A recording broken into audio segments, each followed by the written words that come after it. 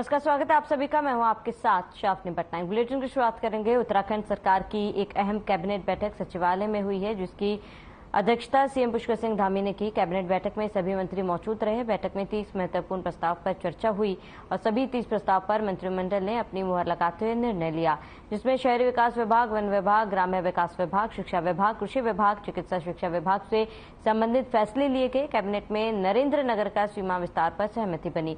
चौथी नगर पालिका में 3 नए गांवों को शामिल किया गया। भाट ब्लॉक को अपग्रेड करते हुए नगर पंचायत बनाई गई। मुंशियारी के स्वरूप को देखते हुए नगर पंचायत बनाने का अनुमोदन हुआ। ढकरानी को पूर्ण रूप से नगर परिषद में शामिल किया गया। साथ ही नगर पालिका रुद्रप्रयाग का भी सीमा विस्तार किया गया। ऐसे लोगों को जो लाभार्थी है, हमारा जो लोक सेवा आयोग की जो नियमावली है, उसमें कतिपय इसमें संशोधन इसमें किए गए थे। पहला संशोधन ये था कि इसमें जो हमारे जो अध्यक्ष और सदस्य हैं, उनकी नियुक्ति की जो कुछ उनकी शर्तें हैं और जो प्रक्रिया है, उसमें परिवर्तन प्रस्तावित किया गया है। पहला तो ये है कि जो हमारा ये लिखा है कि अध्यक्ष और सदस्य हमारे हैं वो उच्च क्षमता, सत्यनिष्ठा, उचित प्रतिष्ठा वाले सक्षम, ईमानदार और निष्पक्ष व्यक्ति होंगे, जिसमें साहित्य, विज्ञान, कला, समाज सेवा आदि का व्यवहारिक ज्ञान। एक ये है। दूसरा कि आयोग के जो सदस्य हैं उनमें से निकटतम आधे ऐसे व्यक्ति होंगे जो अपनी जो भारत सरकार या किसी राज्य सरकार के अधीन श्रेणी क का पद धारण किए हों। महत्वपूर्ण मध्य प्रदेश के लिए कृषि विभाग का सेब की अति सघन बागवानी की योजना स्वीकृत की गई है। इसकी टोटल लागत है 808 करोड़ रुपए और ये 8 वर्ष के लिए चलेगी। जैसे आपको पता ही है, हिमाचल में सेब का काम बहुत अच्छा होता है, J&K में भी अच्छा होता है। उत्तराखंड में जो क्षेत्र हिमाचल के साथ सटा हुआ है, वहां तो सेब है, फिर भी वो हिमाचल से थोड़ा पीछे है। और इसकी पिछले 6 महीने में काफी स्टडी की गई, मैकेंजी को भी लगाया गया और पूरा अध्ययन करके ये योजना बनाई गई है। इसमें 5000 हेक्टेयर क्षेत्रफल विभिन्न जनपदों का कवर किया जाएगा और 60% किसान को सब्सिडी दी जाएगी और 40% किसान ने अपना लगाना है। इसमें करीब 20% उसकी जो लेबर है वो कंपोनेंट आ जाता है और फाइनेंशियल कंपोनेंट का 20% उसको खुद लगाना होगा। 2000 ग्रेड पे से लेके 5400 ग्रेड पे तक के पद हैं और जो 6 विभाग हैं वो हैं खेल विभाग, सबसे इम्पोर्टेंट तो पुलिस विभाग। सर पुलिस विभाग भी है। उसमें पुलिस विभाग में इस बार हम लोगों ने, सर बताना चाहूंगा, हरियाणा की तर्ज पर इस बार हमने 2 पद डिप्टी एसपी के भी पुलिस विभाग में अपने कुशल खिलाड़ियों के लिए चिन्हित किए हैं। तो ये बहुत बड़ा इंसेंटिव है और इससे मैं समझता हूँ हमारी खेल प्रतिभा को बहुत प्रोत्साहन मिलेगा। मैं बता रहा हूँ, खेल, युवा कल्याण, गृह विभाग, इसमें पुलिस है, और वन विभाग, माध्यमिक शिक्षा विभाग और परिवहन विभाग।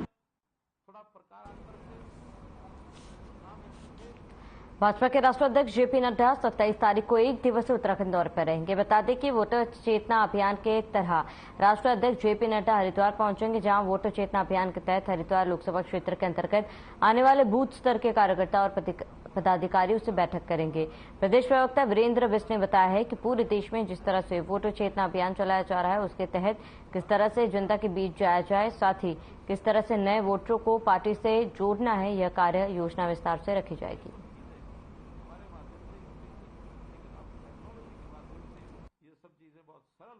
देखिए, अपने देश के यशस्वी राष्ट्रीय अध्यक्ष जेपी नड्डा जी का उत्तराखंड प्रवास प्रस्तावित है। 27 तारीख को उनका 1 दिवसीय प्रवास हरिद्वार में रहने वाला है और वहाँ एक वोटर चेतना जो अभियान पूरे देश में चलाया जा रहा है, वोटर चेतना महाअभियान, उसके तहत वो हरिद्वार लोकसभा क्षेत्र के अंतर्गत आने वाले अपने बूथ स्तर के कार्यकर्ताओं से, वोटरों से, उनके अध्यक्षों से, पालक संयोजकों से और प्रमुख जिलाओं के पदाधिकारी, प्रदेश के पदाधिकारियों से उनका एक बैठक होने वाली। वहीं बीजेपी के राष्ट्रीय अध्यक्ष जेपी नड्डा उत्तराखंड दौरे पर पहुंच रहे हैं। बता दें, जयप्रकाश नड्डा 27 अगस्त को उत्तराखंड के हरिद्वार जनपद के शांति कुंज में पहुंच रहे हैं, जहां पर मन की बात कार्यक्रम का आयोजन भी किया गया। बीजेपी प्रदेश अध्यक्ष महेंद्र भट्ट ने जानकारी देते हुए बताया कि हरिद्वार जनपद के ऋषिकुल में जेपी नड्डा के कार्यक्रमों को तय किया है, जिसमें वृक्षारोपण और मेरी माटी मेरा देश कार्यक्रम को भी रखा गया। वहीं राष्ट्रीय अध्यक्ष जेपी नड्डा बूथ के कार्यक्रमों में भी हिस्सा लेंगे।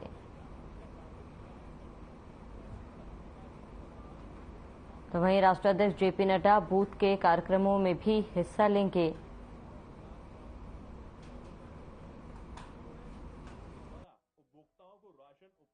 जेपी नड्डा जी का 27 तारीख को आगमन है। मुख्य रूप से तो शांति कुंज के एक कार्यक्रम में उनको रहना है, लेकिन उसके साथ साथ उसी दिन इस माह का अंतिम रविवार है और मन की बात का कार्यक्रम भी होगा। तो हम ऋषिकुल जो कैंपस है आयुर्वेदिक कॉलेज ऋषिकुल में, उसमें वृक्षारोपण करेंगे। मेरी माटी मेरा देश कार्यक्रम के साथ कार्यक्रम संपन्न होगा और उसी स्थान पर मन की बात के कार्यक्रम में वो सम्मिलित होंगे। उसमें महिलाएं अगर अप्लाई करती हैं तो प्राथमिकता के तौर पर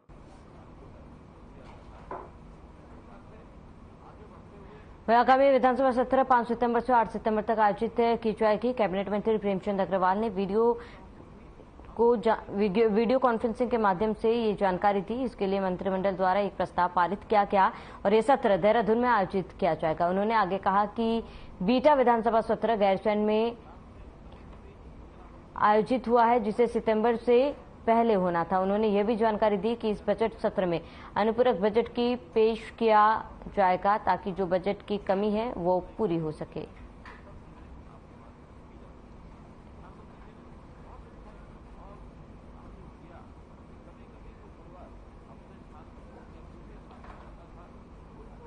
देखिए, विधानसभा सत्र 5 सितंबर से 8 सितंबर तक आहूत हो रहा है और चूंकि आप जानते हैं कि आज जो माननीय मंत्रिमंडल ने भी प्रस्ताव पारित किया है और ये जो हमारा सत्र होना है देहरादून में होना है।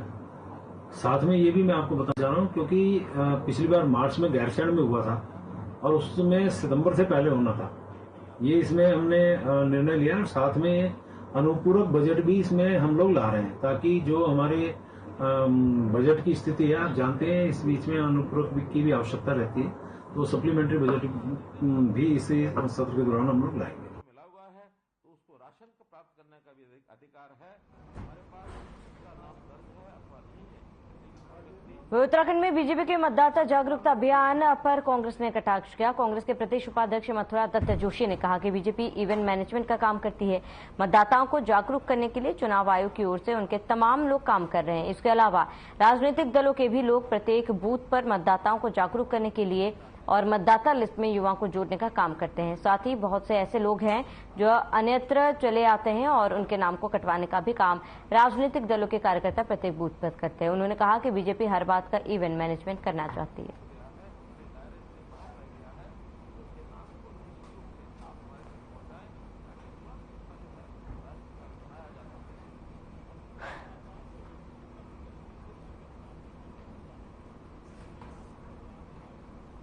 अभियान भाजपा मेरी जो तो मैंने कहा ना इवेंट मैनेजर पार्टी है, वो इस तरीके के अभियान चलाती रहती है। कागजों में अभियान चलते हैं उनके, धरातल में कुछ भी काम नहीं होता है।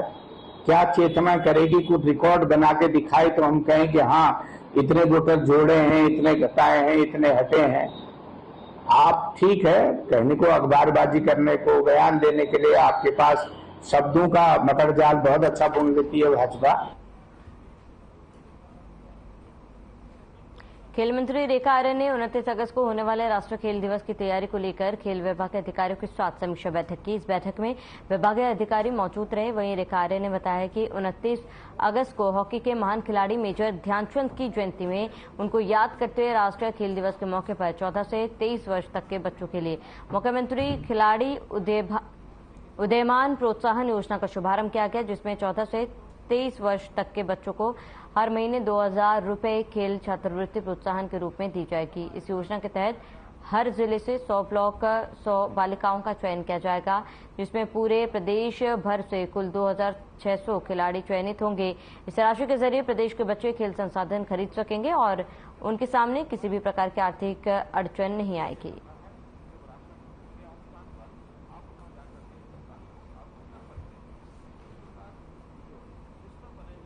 देखिए, आज खेल विभाग की बैठक ली थी बैठक का उद्देश्य आगामी 29 अगस्त को जो राष्ट्रीय खेल दिवस है, जो मेजर ध्यानचंद जी के जन्म दिवस पर हम सब लोग मनाते हैं, उसकी तैयारी बैठक थी कि आखिरकार उसमें हम लोगों ने अभी तक में क्या क्या तैयारी कर ली है। तो विभाग के संग बैठते हुए मैं समझती हूँ कि 29 अगस्त की संपूर्ण तैयारी विभाग ने कर ली है और एक हम नई योजना की शुरुआत भी माननीय मुख्यमंत्री जी के कर कमलों से उस दिन हम लोग करने जा रहे हैं, जिसमें हम लोग 14 वर्ष से लेकर 23 वर्ष तक के बच्चों को जो है खेल प्रोत्साहन राशि से जो है आच्छादित करने वाले हैं।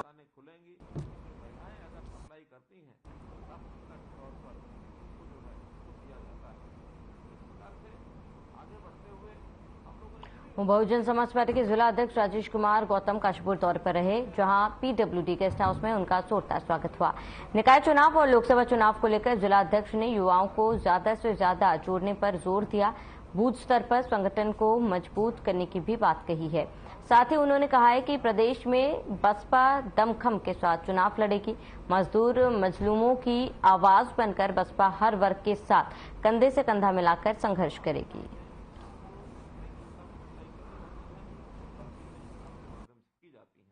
प्रधानमंत्री जी ने बहुत अच्छा एक और काम जो किया कि कभी कभी कोई परिवार अपने स्थान को छोड़कर दूसरे स्थान पर जाता है। सबसे पहले मैं मीडिया बंधु का स्वागत करता हूं।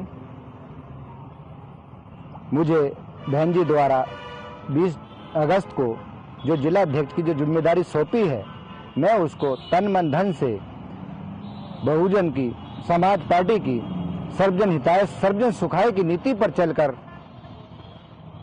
नैनीताल लोकसभा सीट 2024 में जिताने का पूर्ण रूप से कार्य करूंगा।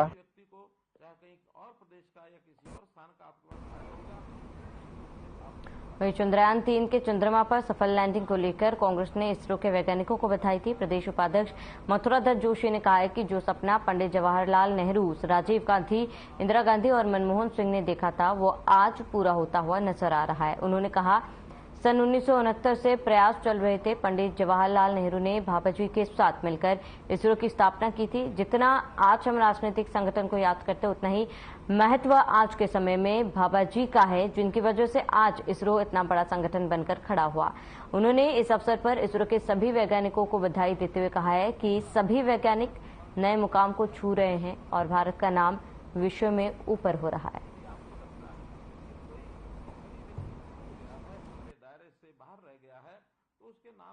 देखिए, चंद्रयान 3 की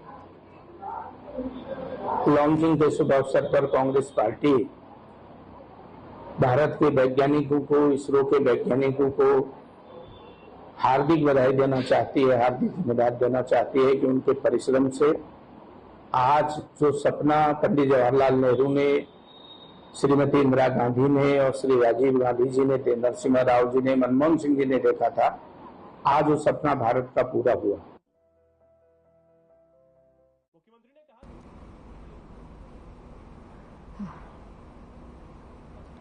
हरिद्वार के ऋषिकुल गंगा नहर पर बने पुल के किनारे का एक साइड का हिस्सा धम जाने के कारण 12 से 15 फीट गहरा एक गड्ढा पुल के छोर पर हो गया है, जिससे कोई भी बड़ी दुर्घटना घट सकती है, जिसको लेकर विभाग द्वारा आनन फानन में पुल पर बैरिकेडिंग लगाकर उक्त मार्ग पर आवाजाही बंद कर दी गई है और क्षतिग्रस्त हुए पुल की मरम्मत का कार्य प्रारंभ करवा दिया गया है।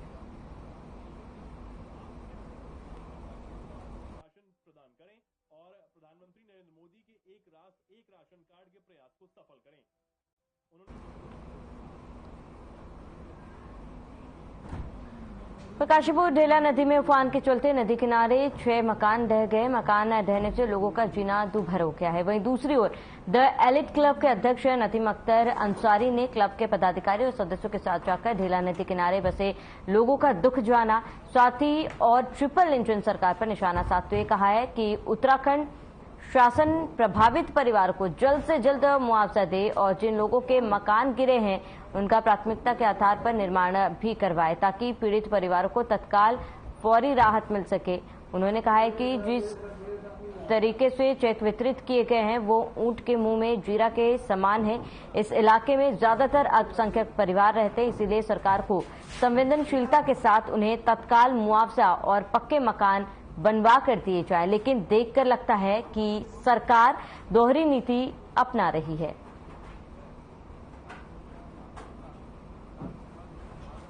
उसके ऊपर अधिकार अगर है तो गरीब व्यक्ति का है। सबसे बड़े दुख की बात यह है कि ढीला नदी का जो फ्लो है लगातार बढ़ता जा रहा है आबादी की तरफ, और फ्लो बढ़ने की वजह से जो बिल्कुल कॉर्नर के जो आबादी से लगे हुए जो इलाका है उसमें 7-8 मकान ऑलरेडी गिर चुके हैं पानी की वजह से। पानी जो है लोगों के घरों तक में घुस रहा है और लोगों को बहुत बड़ा नुकसान का सामना करना पड़ रहा है। जो लोग बेघर हो गए हैं, जिनके पास कोई ऐसा साधन नहीं है मकान को दोबारा बनाने के लिए, तो ऐसे लोगों को प्रशासन को तुरंत उचित मुआवजा देना चाहिए। आय होती है, उस आय की भी हम उसके तथ्य जानते हैं।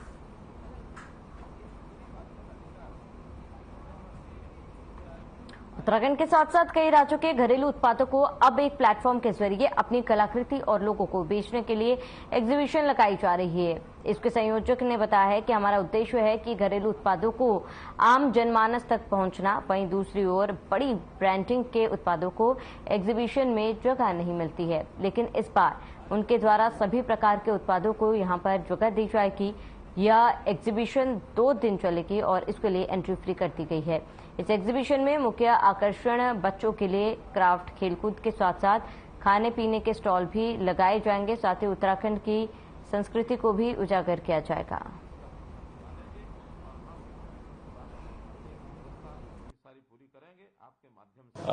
हम आमंत्रण इवेंट्स एंटरटेनमेंट 2 दिन के exhibition hotel saffron leaf walk in shop में लगाने जा रहे हैं, जिस एग्जीबिशन में हमारे पास 34 स्टॉल्स की प्रॉपर्टी लग रही है। इन 34 स्टॉल्स में जयपुर, जम्मू कश्मीर, दिल्ली और गाजियाबाद से भी स्टॉल आ रहे हैं। इसमें हम women's apparels, men's apparels, home decor, automobile और फूड जोन और साथ में इसके अंदर ऑटोमोबाइल जोन को भी फीचर कर रहे हैं। ये एग्जीबिशन 2 दिन चलेगी, जिसमें 2 टाइम की हमने लाइव इवनिंग्स बनाई हैं, जिसमें एक दिन हमारा जो काम है वो सूफी नाइट को कंसेप्टाइज करेगा 27 को संडे को, और 26 को हमने स्टैंड अप कॉमेडीज की तरह इसको लॉन्च किया है। सरकारी राशन की दुकान का काम करते हैं।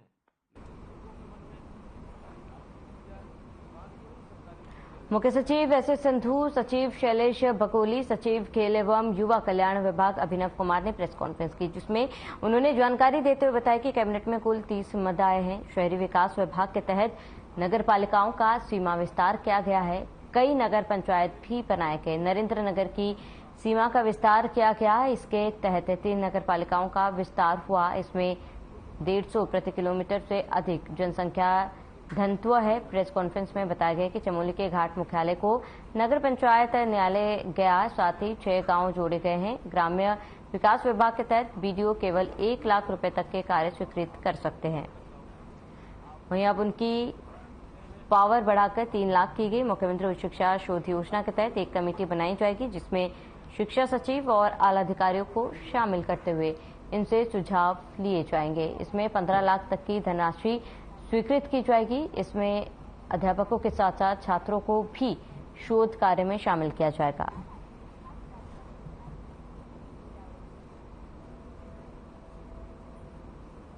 हमारा जो लोक सेवा आयोग की जो नियमावली है उसमें कतिपय इसमें संशोधन इसमें किए गए थे।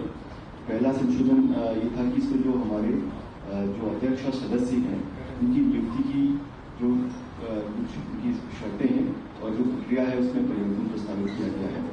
पहला तो ये है कि जो हमारा ये लिखा है कि अध्यक्ष और सदस्य हमारे हैं वो उत्कृष्ट क्षमता, सत्यनिष्ठा, उचित प्रतिष्ठा वाले, सक्षम, ईमानदार और निष्पक्ष व्यक्ति होंगे, जिसमें साहित्य, विज्ञान, कला, समाज सेवा आदि का व्यवहारिक ज्ञान, एक ये है। दूसरा कि आयोग के जो सदस्य हैं उनमें से निकटतम आधे ऐसे व्यक्ति होंगे जो अपनी जो भारत सरकार या किसी राज्य सरकार के अधीन श्रेणी का पद धारण किए हों। महत्वपूर्ण मत था प्रदेश के लिए कृषि विभाग का, इसके सेब की अति सघन बागवानी की योजना स्वीकृत की गई है। इसकी टोटल लागत है 808 करोड़ रुपए और ये 8 वर्ष के लिए चलेगी। जैसे आपको पता ही है, हिमाचल में सेब का काम बहुत अच्छा होता है, जेएंडके में भी अच्छा होता है। उत्तराखंड में जो क्षेत्र हिमाचल के साथ सटा हुआ है वहां तो सेब है, फिर भी वो हिमाचल से थोड़ा पीछे है। और इसकी पिछले 6 महीने में काफी स्टडी की गई, मैकेंजी को भी लगाया गया और पूरा अध्ययन करके ये योजना बनाई गई है। इसमें 5000 हेक्टेयर क्षेत्रफल विभिन्न जनपदों का कवर किया जाएगा और 60% किसान को सब्सिडी दी जाएगी और 40% किसान ने अपना लगाना है। उसमें करीब 20% उसकी जो लेबर है वो कंपोनेंट आ जाता है और फाइनेंशियल कंपोनेंट का 20% उसको खुद लगाना होगा। 2000 ग्रेड पे से लेके 5400 ग्रेड पे तक के पद हैं और जो 6 विभाग हैं वो हैं खेल विभाग, सबसे इम्पोर्टेंट तो पुलिस विभाग, पुलिस विभाग भी है। उसमें पुलिस विभाग में इस बार हम लोगों ने सर बताना चाहूंगा हरियाणा की तर्ज पर इस बार हमने 2 पद डिप्टी एसपी के भी पुलिस विभाग में अपने कुशल खिलाड़ियों के लिए चिन्हित किए हैं। तो ये बहुत बड़ा इंसेंटिव है और इससे मैं समझता हूँ हमारी खेल प्रतिभा को बहुत प्रोत्साहन मिलेगा। मैं बता रहा हूँ खेल युवा कल्याण, गृह विभाग इसमें पुलिस है और वन विभाग, माध्यमिक शिक्षा विभाग और परिवहन विभाग।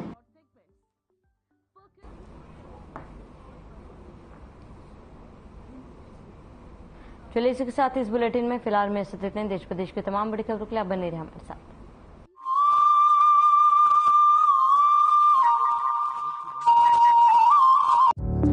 Through constant innovation, the